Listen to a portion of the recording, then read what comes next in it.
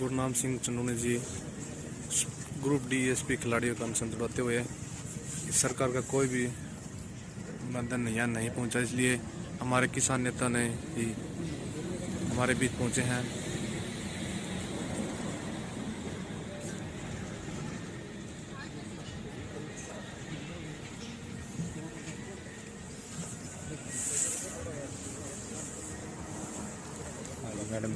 गुरनाम सिंह चंदूनी जी का यहाँ पहुँचने पे हम तहे दिल से धन्यवाद करते हैं, जिन्होंने इन खिलाड़ियों की आवाज़ सुनी।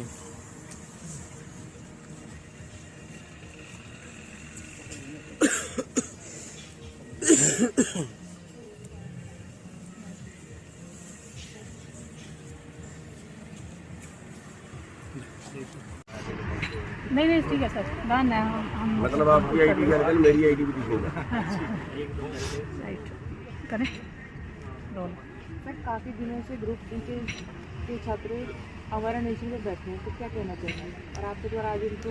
देखिए, ये बच्चे पहले भी यहाँ बैठे थे और पहले भी यहाँ पे ये कह रहे हैं कि हमें किसी से मतलब नहीं है, लेकिन हमारा अधिकार बनता था, हमारा अधिकार हमें दिया जाए।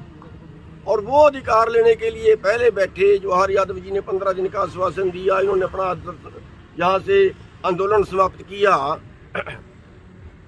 लेकिन रिजल्ट जीरो। जब रिजल्ट जीरो आया तो अब फिर ये काफ़ी दिन से यहाँ पे बैठे हैं और 7 दिन से फिर 4-5 बच्चे जो है वो अनशन पे बैठे और उनकी हालत जो है वो अति खराब हो चुकी है, अति बिगड़ चुकी है।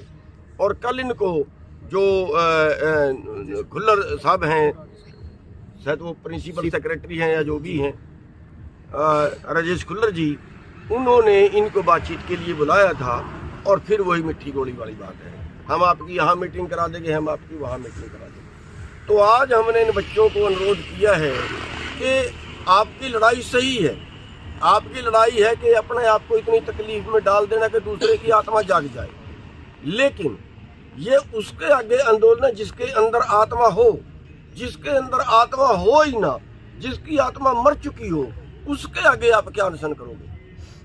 तो ये बीजेपी वाली जो सरकार है हरियाणा की, इनके अंदर आत्मा नहीं है, इनकी आत्मा मर चुकी है। जिनको भूखे प्यासे बच्चे, तड़पते बच्चे जिनको नहीं नजर आते, उनकी आत्मा मर चुकी है। आज हरियाणा की जो बेरोजगारी है वो पूरे देश में टॉप पर है और हरियाणा के बच्चे अपने जिनका सबसे ज़्यादा योगदान हरियाणा पंजाब वालों का देश को आज़ाद कराने में, देश को आज़ाद रखने में रहा, आज उस हरियाणा के बच्चे और उस पंजाब के बच्चे आज अपने देश को छोड़कर, आज अपने माँ बाप को छोड़कर, आज अपनी प्रॉपर्टी बेचकर बाहर जा रहे, होड़ लगी हुई। तो सर कारण क्या मानते हैं इन लोगों की ज्वाइनिंग क्यों नहीं हो रही है? इतनी बार इनकी बैठक भी हो गई, बातचीत भी हो गई, लेकिन निर्णय कुछ नहीं निकल पा रहा। देखिए, एक तरफ सरकार कहती है बिना पर्ची बिना खर्ची नौकरी, लेकिन बदनीयत ये थी कि खिलाड़ियों के नाम पर अपने चहेतों को नौकरी दी, वोट के लालच में अपने चहेतों को नौकरी दी गई और जो उसके असली हकदार थे वो रह गए। चलो चहेतों को दे दी, उनसे इनको प्रॉब्लम नहीं है, हमें भी कोई प्रॉब्लम नहीं है, लेकिन इनको इनका अधिकार मिलना चाहिए। और आज हमने इन बच्चों को बहुत समझाया है कि ये तरीका नहीं है, आप सरकार के सामने होकर लड़िए, और इन्होंने हमारी बात मानी है, इनका धन्यवाद है इन बच्चों का।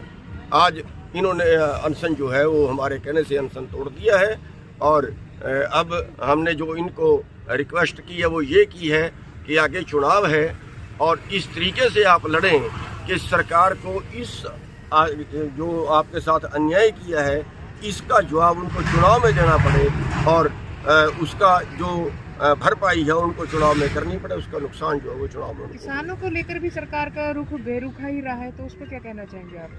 देखिए, किसानों का तो बेरुखा है ही, किसानों की तो सरकार है ही नहीं, ये कारपोरेट की सरकार है। आप देखें 33 किसान रोजाना सुसाइड करते हैं, आप देखें किसी फसल का MSP नहीं मिल रहा है, आप देखें कि आज 15 लाख करोड़ रुपया बड़े घरानों का कारपोरेट का माफ हो चुका है और अभी आप देखें कुछ दिन पहले 5000 करोड़ रुपया सुभाष चंद्रा का माफ हुआ था, जिसके 150 चैनल हैं। आप देखें अंबानी अडानी जैसों का पैसा माफ होता है, कभी किसान का हुआ, कभी किसी मजदूर का हुआ, कभी किसी दुकान वाले का कर्जा माफ हुआ, कभी किसी मरते हुए का कर्जा माफ हुआ, कभी किसी को कोई राहत दी गई? नहीं। उन लोगों का कर्जा माफ होता है जो बदमाशी से कर्जा लेते हैं, बदनीयत से कर्जा लेते हैं, बदनीयत से कर्जा मारते हैं। उनका 100 रुपए का 10 रुपए में फैसला हो जाता है। तो सरकार की जो नीतियां हैं वो किसान विरोधी हैं, कारपोरेट के पक्ष में हैं, और यही कारण है कि आज 23 करोड़ लोग हमारे देश में रात को भूखे सोते हैं। आज 80 करोड़ लोग सरकार के भीख पे जिंदा है। आज जो 38 बेरोजगार रोजाना आत्महत्या करते हैं। तो देश की जो हालत है वो जिंदा रहने काबिल वो नहीं है। यहाँ तो आप हिसाब लगाएं कि इलाज कराने तक के लोगों के पास पैसे नहीं। तो देश की जो हालत है अति खराब है, और देश की जनता को जो है वो इसके ऊपर ध्यान देना चाहिए।